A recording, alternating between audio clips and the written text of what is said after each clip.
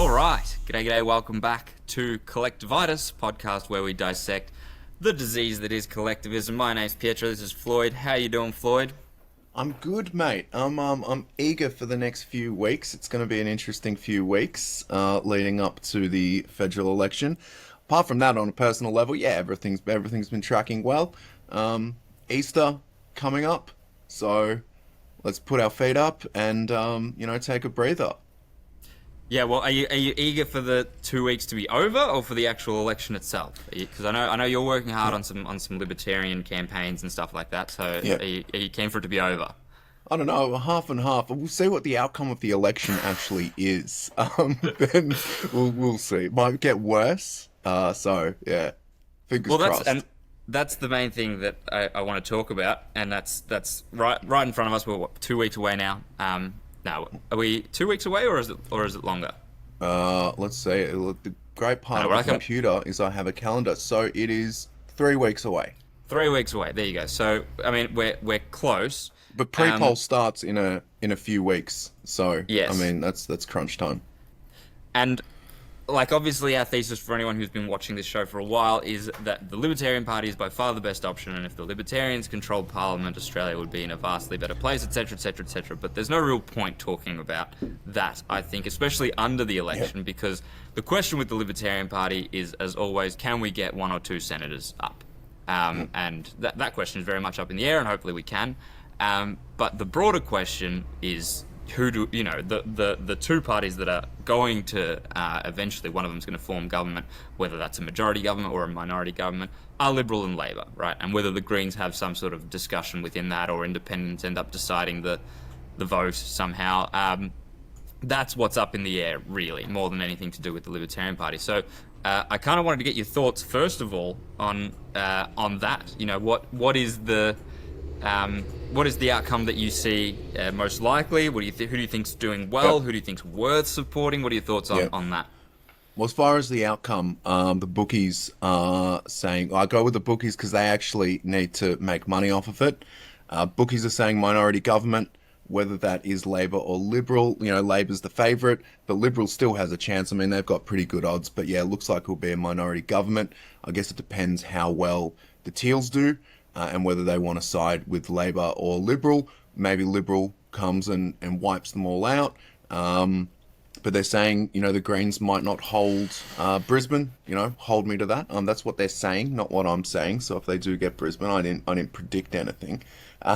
Just to be safe. Let's throw some I mean, who cares? We can speculate. Okay. That's the thing. We can. What do we think's going to happen? Because my read into the last week or two is that it looks to me like I think Dutton's lost this election. I think Dutton's done absolutely everything he can to throw this election into the bin, and I think neither will he win it, nor does he deserve to win it. And he's been a complete coward in how he's gone about it. And I'll elaborate on this in a little bit, but I mean, my point, I suppose, is let's not shy away from predictions, because who gives a shit? The few people who listen to us purely because we have horrific predictions for the future. Okay. All right. So I mean, yeah, we did predictions last time. I'm pretty sure, for the state election. Yeah, were we right? I don't. I mean, broadly, I think we were almost certainly right, because we said Labor would win, and Labor will continue to win across Australia, which ended up happening. We predicted David Limbrick getting back. I'm pretty sure we did. Fuck, hope we did. But yeah, okay. I haven't checked the odds or anything. This is just going off a few weeks ago. So, fingers crossed the Greens lose Brisbane. We get some sort of minority government. I'm gonna say that what's her face, the chick running in Kooyong for Liberals, she gets it off the Teals, and is that Monique Ryan's seat? I don't know. I actually have her bag. Unfortunately, I was in it wasn't Toorak, it was the other fancy suburb, and they were handing out bags on the street, and I said, "Yeah, I'll grab one of those bags." So I mean, I can find the bag somewhere, but yeah, Monique Ryan is Kooyong. She's the Teal for Kooyong, and I think she's to be honest, she's the Liberal candidate. Yeah, no, I understand. You're saying the Liberal Yeah. candidate will win it Oh, off but Monique yeah, Ryan, but I'm saying yeah, it's yeah. Monique Ryan whose seat she would be taking in theory, and I think that would be a really big scalp because Monique Ryan to me is kind of the face of the Teals. She's the one who's the most recognisable, and she's kind of the one who's been the most odious in how Yeah. she's carried herself in Parliament, and she's kind of the face of the little group. So I mean, if she could go, that'd be great. This disgusting experiment in teal marketing would be Yeah. gone. I think what you said Yeah. earlier is that the Teals, whether they go with Liberal or Labor, I don't think there's any question that they're going with Labor. The whole point of the Teals, it's like these fake independents, obviously is what they're called, that pretend to be somewhere between the Greens and the Liberals, like economically conservative, but socially climate change obsessed. Which is not true. I think that like they're economically big government as well. They're like Yeah. somewhere between Well, so the are the Greens and Liberals. Labor. But I don't know. Yes, Maybe yes. maybe the Liberals diddle them in the back room, because they've gone very pro climate and all that stuff. So we'll see. I guess we'll see how it goes. But I'm gonna say it. Jordan Ditloff gets the Senate. There we go. Well, I mean, we'd be we'd be terrible libertarians and party members if we didn't hope for Ditloff to get in. I think that one's tough. I think Ditloff getting in is tough, but obviously our hopes are with that occurring because that's the main real positive that can come out of this election. I think everything else will be a disaster. To be honest, I don't think Dutton losing is a disaster. I think if he wins, it would be even more of a disaster. But I think, Okay, interesting. well, because all right, so let's get into my thesis on Dutton Okay. and the Liberals, and I think it's kind of the same as always. Is that there's no point to the Liberals existing anymore. Like the Liberals have no reason for even being a party. What is the vote that they're trying to go for? It's essentially the big government statist vote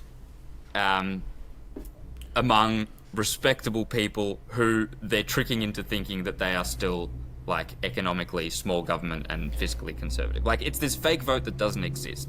The new like battlefield, I think, among the voting public, or not even new, I think this has been the case for at least since Trump's first term, is that there is this right wing which is populist and which recognizes that the status quo is terrible for the average person, and there is this left wing that uses the establishment and the power of the establishment to perpetrate the lie that not only is the establishment good, but it's necessary and anyone outside of it is a radical neo-Nazi, far-right extremist nutcase, right? Yep. And in that dichotomy, the Liberal Party does nothing. In fact, it legitimizes the left. It legitimizes them by saying, well, no, the alternative is us, this mild midway point that actually stands for nothing. I think this time round, and I understand that a lot of this is much more true of America than it is of Australia, right? A lot of people say that the notion that this populist right thing doesn't exist in Australia. Australians are much more moderate. I don't think that's true. I think the maybe in like the polite political discourse, because the two major parties are so gay, is that they're like this is their impression of it. But amongst like general Australians, I think absolutely that's not true. I think absolutely this populist right thing is much more popular than the Liberal Party. It's just that there is no option there from a legitimate party that could win. I'll give you an example. I teach year 11s and 12s for English. Last year, I like to incorporate, I like to talk about current events sometimes and discuss that within the Of course, context you're a of maybe teacher. You whatever we're need to studying. pump your propaganda. Yes, exactly, right. And last year, obviously, there was the Trump election. They wanted to talk about it all the time. They wanted to talk about the US election all the time. They knew they all had opinions on Joe Biden. They all had opinions on Donald Trump. They all had opinions. Some of them knew like Nancy Pelosi, stuff like they knew Okay. they knew this. And mine's not an affluent school. Like I teach at a private all boys school that is much more focused on sports than on academics. Right? These aren't the cream of the crop. Right? But they knew all these things. Now this year, like. If I bring up a month or two ago, I think probably even now, and now I'm on school holidays, but like recently, I'd bring up the fact that there's a federal election later on this year, and at least half the class didn't know that there was one, didn't know that we had an election going on. Whereas for the US election, they knew this for ages, right?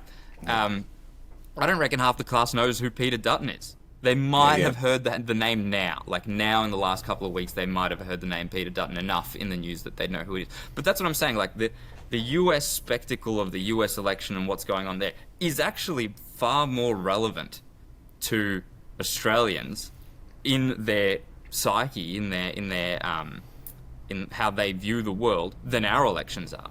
So the fact that Trump won using this populist right-wing message, and that so many of them had opinions on it, I think is far more relevant here than people want to give it credit. I think there are a lot of people who the culture shift of populist right and Trump and all of that would find far more backing here. It's just that here you get like the cheap imitation that we get of Trump is fucking Clive Palmer and his trumpet of patriotism, and that's the outcome that we get. So, look, I think Peter Dutton has not made any attempt to encapsulate that portion or that sect of the vote.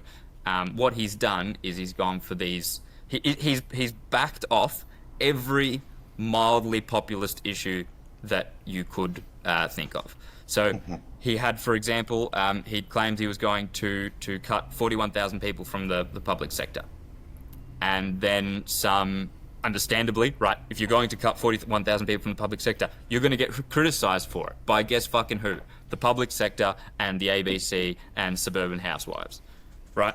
And he backflipped on it. He said, "No, I'm not going to cut that anymore." He said he was going to remove he was going to stop the whole work from home fiasco that's existed since the pandemic, where and they're mostly public sector jobs, work from home, and like basically, wrought the system that even worse than the ones that work in an office.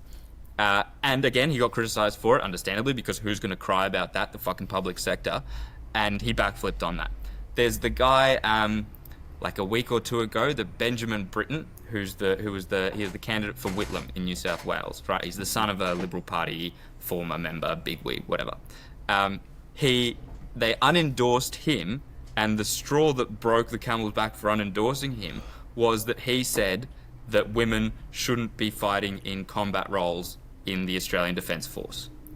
Right, an unacceptable opinion, so far beyond the pale that you could not hope to hold that opinion within the Liberal Party, us respectable Liberal Party members. Ask the average Australian. Do a fucking straw poll. How many of them think that women should be in frontline combat roles in the Australian Defence Force? I guarantee you it's not a majority. Right. Well, I've met left-wing people that think that, so... Sorry? I've met left-wing people who say that. Who say that they shouldn't be in frontline. Yeah, that's what I'm saying. Women, left-wing women, yeah, who don't want to get their fucking brains blown out if they happen to join the army, because, anyway. It's a bit of a rant. My point being, he's backflipped off anything that could be seen as, culturally populist, culturally conservative, not even culturally conservative, just, the anti-establishment woke opinion. He's backed off it all, and he's trying to take the most mild milquetoast position on all of these things. And this is on the back of the Voice not getting up. Like, if you needed a clearer signal that Australians were ready to vote against, like a virtue signalling, woke bullshit, prioritizing some races over other, written into the legislation discrimination, that was it. That was the proof that there was an appetite for this message, and he has done everything he can to shy away from that message. So what's the point of even being there? What is the point of being there? All the Liberal Party does by taking these positions is legitimise the Labor Party taking these other positions. Well, I mean, I'll rebuke that by saying that Dutton knows that those right-wing parties, those minor parties, all the preferences fly to him eventually. One Nation, Trumpets, whoever, they're all going to get the preferences. So he goes after the swing vote. So he wants that swing vote. So he wants that person who might be thinking of voting for Labor, might be voting for the Teals, and saying, hey, vote for me instead, because I'm moderate. Look at me. Look at how moderate I am. Look at how much I'm taking things into consideration for you. So he's not actually going after that because he knows this is what I shouldn't say he, the Liberal Party, already know they've got that vote. So, I mean, I understand what you're saying in that messaging still would be powerful. I'm sure it still would be powerful. But yet they are scared. They are scared of coming out and saying something because they don't want to lose the swing vote. So I think, yeah, it is. I do agree with you. You know, it's kind of caution on their part. But I think, yeah, maybe their strategy has to be addressed once they lose the election. And they say, yeah, well, we fucked up. Maybe we should go with something else. Maybe we should go with someone else. I heard that Dutton may not even retain his seat. So if he gets tossed out, then see ya. Who are we going to find? I don't know. Maybe you get that young up and comer in the Liberal Party, and he says, "No, let us go and yeah, fuck things up." I don't think that's going to happen. I think they're going to stay there and kind of be the whittling off. Let's have the old people vote for us. But yeah, I do think that he knows those preferences go his way, and.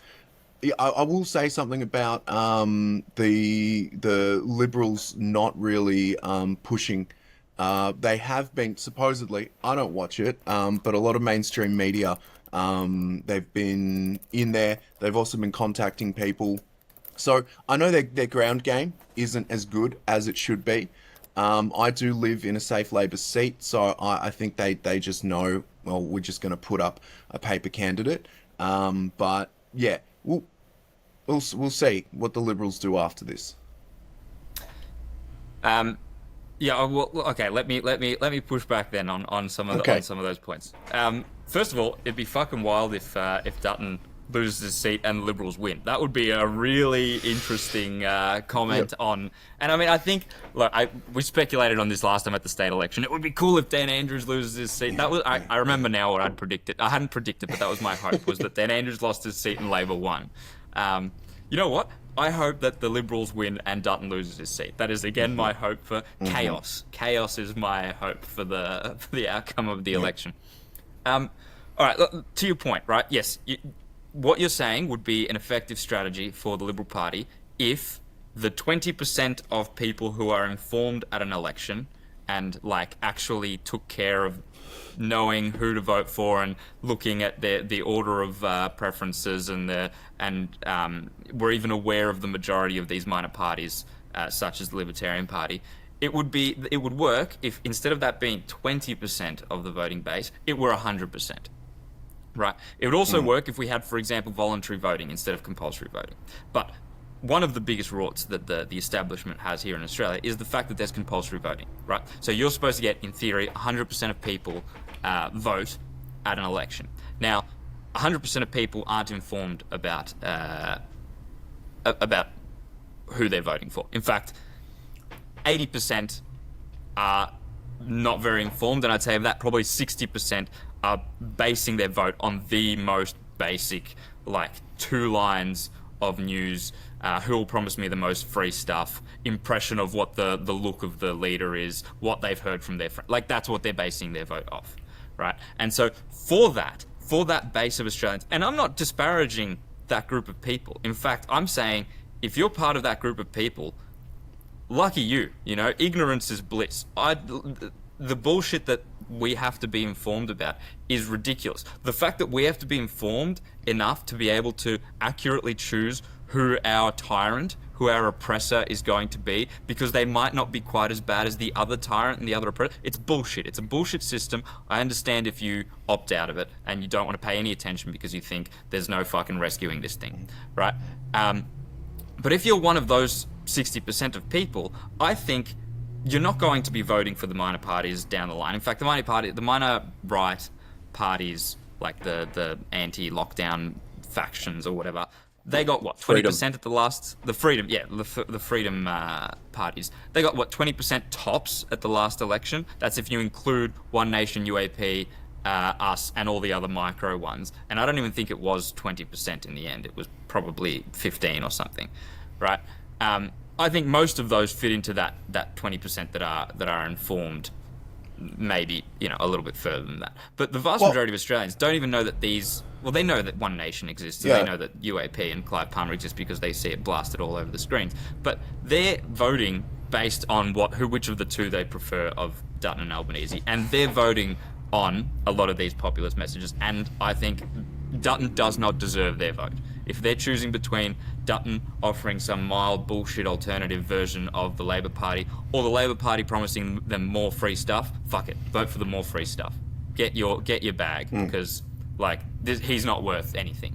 And I think that's it. Their takeaway at the last, I forget if it was the last state election or the last federal election, after getting smashed by the Labor Party, was, well, we actually need to go further to the left in these inner city seats. That's the only way we can come back and become relevant again. Retarded. Stupid take, horrific take. You don't deserve to exist. You don't deserve to be a party. And hopefully they do become completely irrelevant. And to that point, right, I'll use another example from my Year 11 English class. There's a kid who's doing, as part of his, they get to pick a topic and they get to argue it. And he wants to do immigration, and he's taken an anti-immigration stance, right? He's taking, which is cool, right? He's clearly a farm boy from a very sort of, I don't know if conservative is the right word, sort of a protectionist Aussie household of yeah, fucking farmers. He's a nice kid. He's not super bright, but he's taking this angle, and he knows. I hope he doesn't watch the show. No, I don't know of any of my students who watch the show, and if they do, they've heard a lot more swearing from me in this episode alone than I've ever done in a classroom. But he himself, right? He asked me who I'm voting for, and I never answered the question. I say I hate them all. And he goes, he said, "Oh, you're not voting for Clive Palmer, trumpet of patriotism, are you?"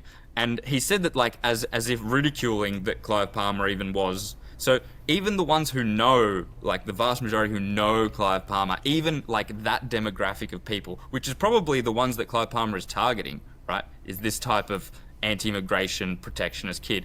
Even they think of Clive Palmer as this ridiculous, buffoon character that no one would actually take seriously and vote for. So the fact that everyone knows Clive Palmer is not an alternative to the Liberal Party trying to take this part of the vote.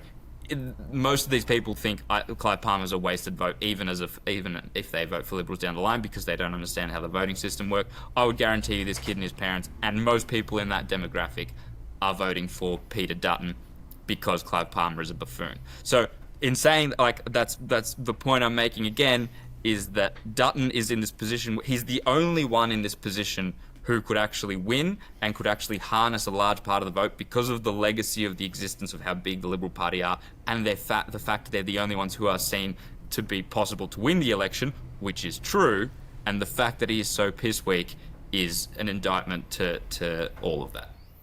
Well, I think if someone's not voting for trumpet of patriotism, they are an informed voter, and they are a smart person. So that's just me personally. But I think as well, what I've heard from a lot of people saying is, well, I'll just vote for Liberals because it's safe, because I just don't want Labor to win. Yeah. So they have that opinion that if you vote for a minor party, if you vote for someone else, it's taking the vote away from the Liberals. They don't understand the idea of preferential voting because it's been hammered into them. Well, you've got to choose one of these people. If you don't choose one of these people, because you're an idiot, because that's what the major parties are saying, because you're an idiot, you'll make a mistake on the ballot. So you have to vote for us, number one. Disregard all these other people instead of having an informed decision and looking at all these parties. And I think a lot of it plays into stereotypes. I'm a worker, I'm voting for Labor. I'm a small business owner, I'm voting for Liberals. I'm upper class, so I'm going to vote for the Liberals or whatever. I'm working class, so I'm going to vote for Labor. I believe in climate change, so I'm going to vote for the Greens. You kind of have all these stereotypes that go along that people vote for. And of course, you've got the people saying, hey, I'm going to vote for Labor or Liberals because my parents did. My parents always talked about how they were doing that. I trust my parents.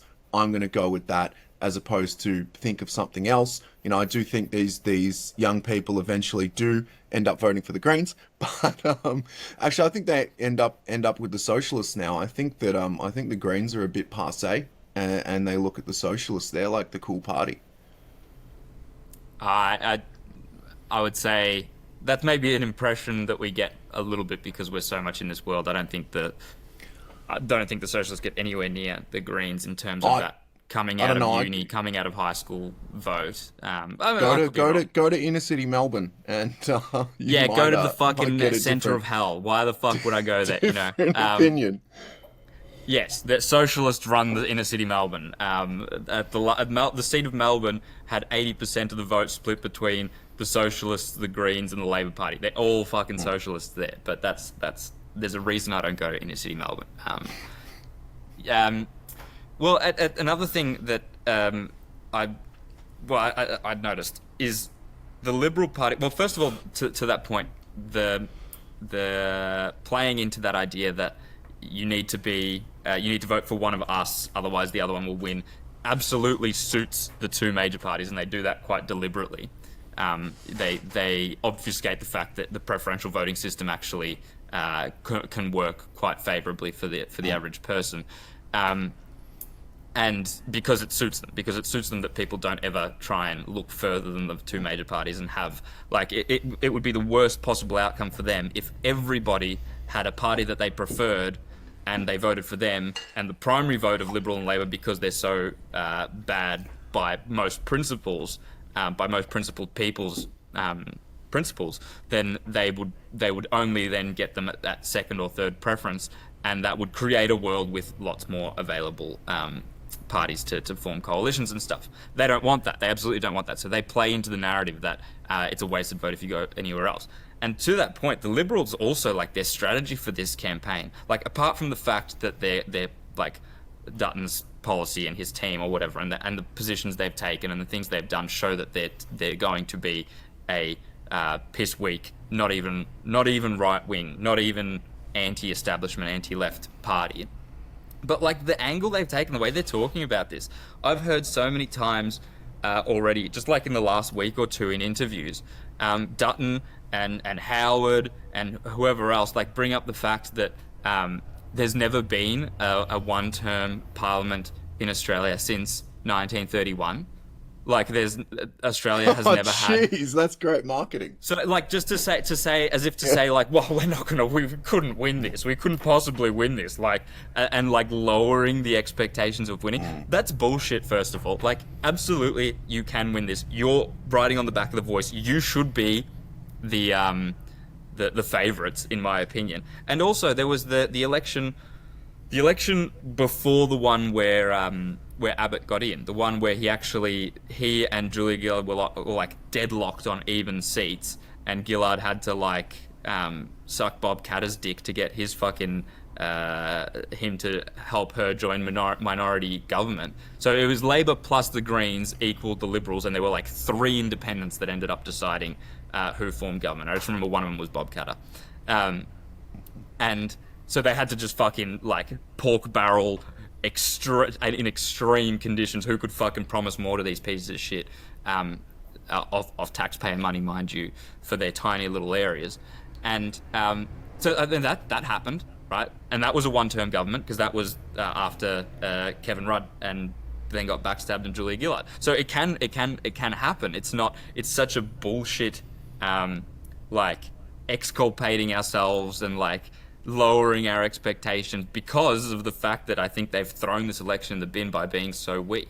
The other thing, like the campaign ads from the Liberals, I saw literally just before we started recording, Jordan Ditloff, who is a great follow, by the way. If anyone wants to have a principled senator, you should follow him on everything and vote for him.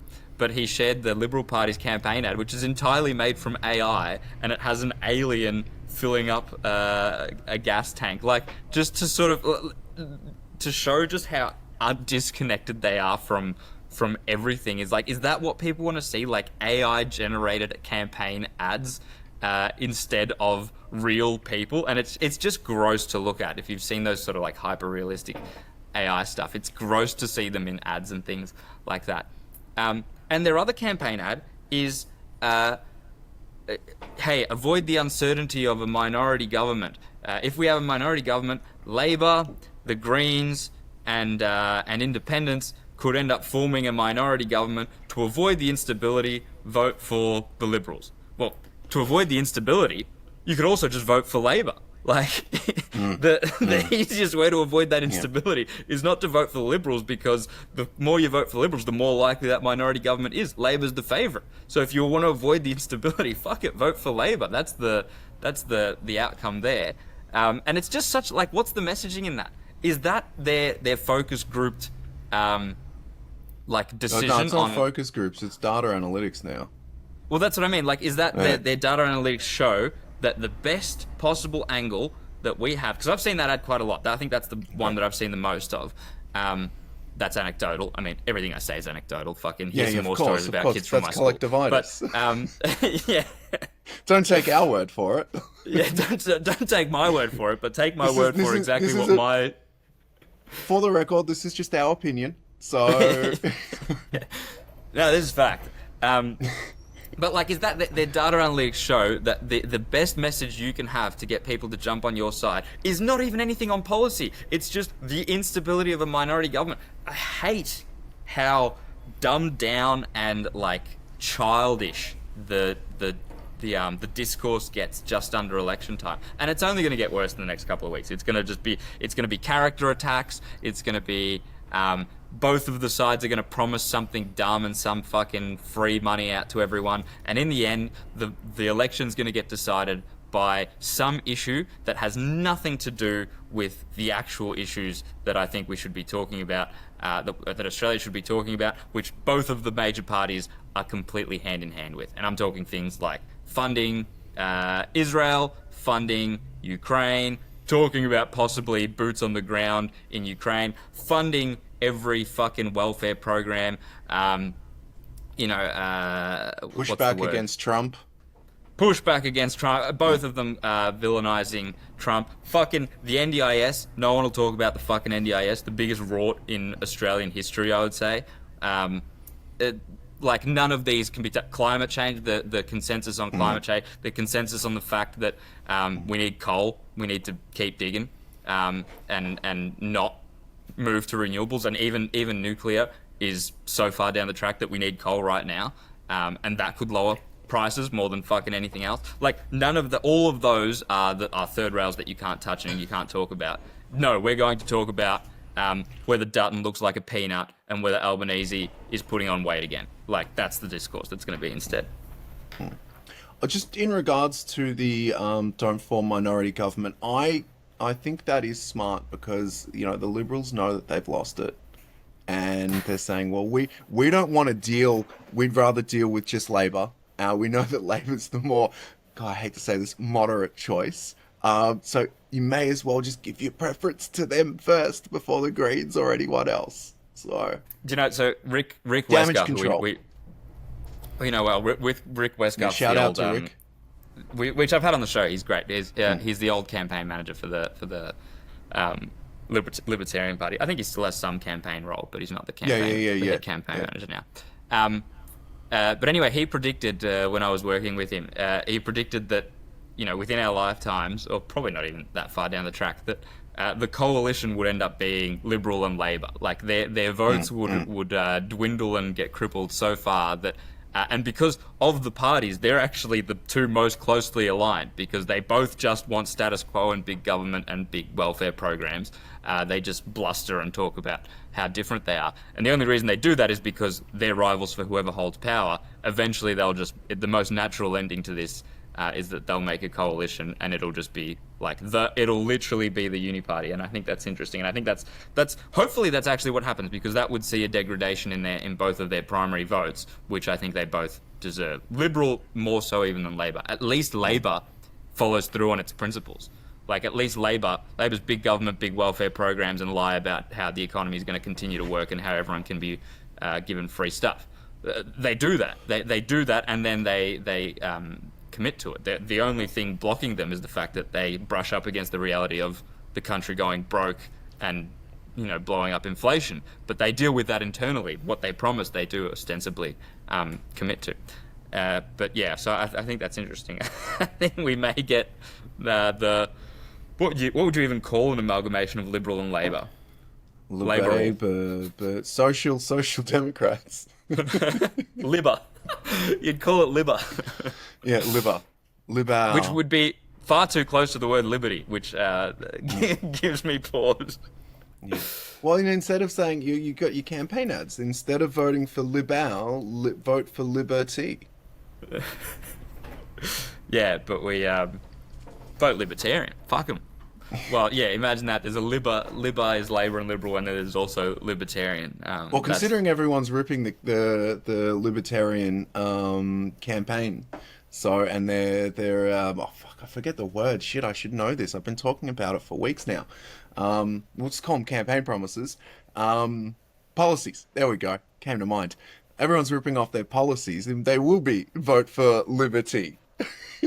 Yeah, well, who's ripping off our policy? I know that Trumpet of Gatrich ripped off our policies last time. Who's ripping off our policies this time? Liberals with the nuclear stuff? Is that what you're referring to? They've talked about a 1-year fuel excise, I believe, and I'm going to be very careful with this. It is my opinion that One Nation has also done so with some of the policies too. Yeah, Liberal, I think, what is it? It's like a 25 cent, 12 months excise reduction. Yeah. But they did do that at the last election, if you remember that. The last federal election, they did. They did it during the election because they were in power. They sliced excise by by half, by more than they're even saying this time. Mm-hmm. And petrol prices are higher now. So anyway, more bullshit from the Liberal Party. Anyway, stop existing Liberals. That's the crux of our message, I suppose.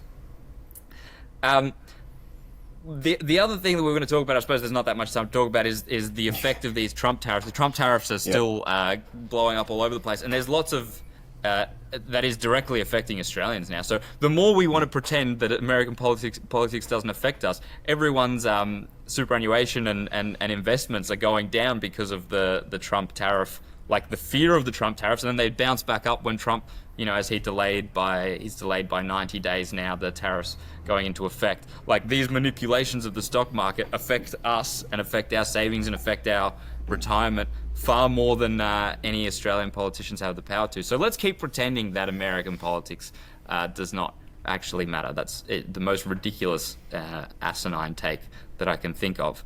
I was thinking this the other day. I was thinking, it would be a big dick move by Dutton that might actually win him this thing that he could do. Now, obviously he won't do it because he's not doing he's not even doing the medium dick moves. He's doing only small penis moves.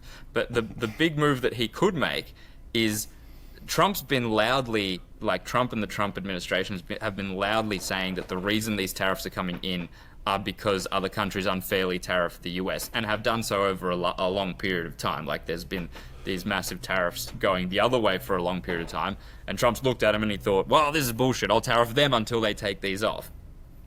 Now, we don't have a lot of tariffs that we actually put on the US, which is why Australia was kind of a bit pissed off about the fact that we are getting tariffed as well. We have some on beef and lamb and bovine exports and stuff, and we also have GST, which is 10%, which is not just to the US, but it's to all of us as well. Huge move, promised to cut all the tariffs to the US, so whatever we have, whatever small amount we have, if they remove the ones that they're going to put our way, and take GST off for everyone, for everything, right? What a move from Dutton to align himself with all of the momentum of the Trump movement, to finally have a party that isn't just autistically anti-Trump, and to swing heaps of that vote. And also 10% GST reduction. Who the fuck doesn't want that? If you're talking about tax cuts, he's backed away from some tax cuts that the Labor Party want to do because it's the Labor Party pushing them. Throw this other tax cut, which is way bigger and affects way more people. The most regressive tax you can have is the 10% on GST, because everyone has to buy things all the time, 10% all the time. So, I think that would be huge. Obviously, it would mean that to implement it, they have to do some real big slicing and cutting, which they're too scared to do. But I think that alone would win them the election. I think now obviously it's a libertarian idea, but only Dutton's in the position to actually do it because no one else has the sway to actually win. But I think that would be massive. What a free tip there, Dutton. If you wanna actually win this thing, that's a way you would win it overnight.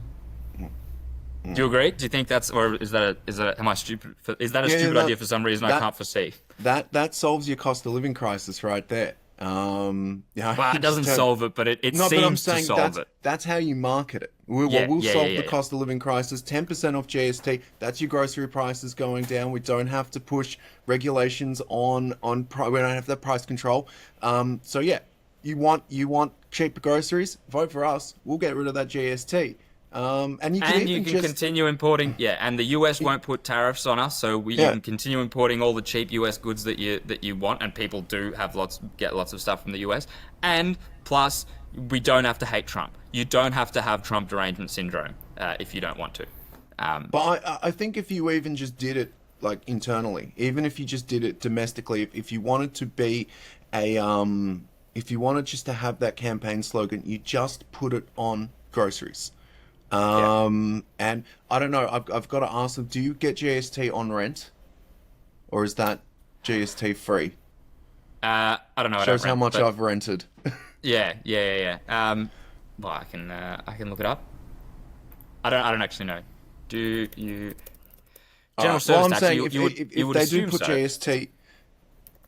Yeah, if they do put it on rent, that's your rent prices going down as well. Yeah, so GST is included into it. GST is incorporated into it because land tax and rates and owners' corporation fees. So yes, it is factored into that. So yes, it would lower rent. There you go. There you go. That's your Liberal Party messaging, guys. Hire us. I think it's pretty cheap if you just hire us for $150K a year, or you just want to engage us for a 3-month period or something. We can get you guys elected. Yeah. So yeah, you don't pay GST on the rent itself, but the price is raised because of GST that is charged to the landowner. So yes, essentially it would lower the price of renting as well. Yeah. Just before I get fact checked. All right, that's all I really want to talk about. Is there anything else that we should mention before we go? No. I'm not sure if we'll be doing a podcast ahead of the election. I'm sure we'll be doing one after the election. But make informed decisions. Don't fall for the disinformation on any side of it. Look up everything, and do what you got to do. And it's fun, you can always I'm not going to say that actually. Oh, are we censoring ourselves now? Come on, I didn't censor myself this episode. I'm censoring myself for legal reasons. Okay. Not for opinion reasons. Fair enough. Yeah. Vote Libertarian, that's all I've got to say really. I've said the rest. Surely we'll do another episode. I think I've got a guest coming on in a week, so we'll have some other people as well. But yeah, sweet. All right, thank you so much for watching. If you don't already, you can follow us. Sorry, I did forget one thing. Follow us on Twitter, all the social media channels. Like, share, subscribe, share it with your friends, and get it all out there. Did forget that one. Perfect. And don't vote for Peter Dutton. Or Albanese. Don't vote for any of them. Vote for Ditloff. Vote Ditloff and your Libertarian candidate. Or just vote in the Senate, and then your lower house, just, disregard that. I mean, unless there's a Libertarian candidate, then you can vote for it. That's my opinion. That's fact. It's actual fact. What's your fact? It's we'll my catch opinion. you later. Your truth. See ya, guys.